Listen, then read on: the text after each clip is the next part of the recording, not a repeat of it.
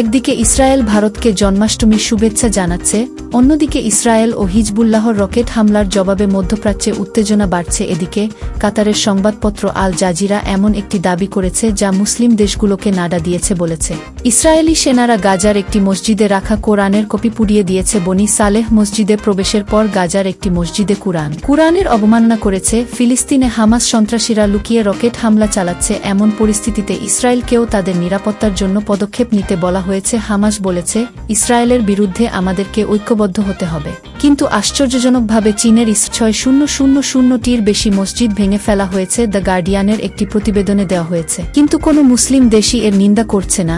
চীনে মসজিদগুলোকে চীনাকরণ করার অভিযান চলছে।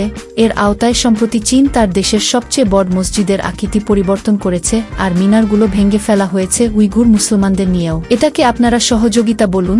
২ বছর আগে ভগবান কৃষ্ণের নাম নিয়ে ইউক্রেন ভারতকে যা বলেছিল, আজ জন্মাষ্টমীর দিন তা সম্পূর্ণ উল্টে দিয়েছে। কিন্তু এখন দেখাব ইউক্রেনকে এর জন্য কিভাবে শাস্তি দেওয়া হয়েছে প্রকৃতপক্ষে।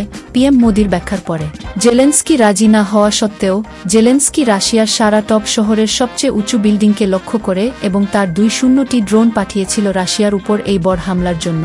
অর্ধেকটি বিল্ডিং ক্ষতিগ্রস্ত হয়েছিল এবং অনেক লোক আহত হয়েছিল। রাশিয়ার উপর এটি একটি মারাত্মক আক্রমণ ছিল।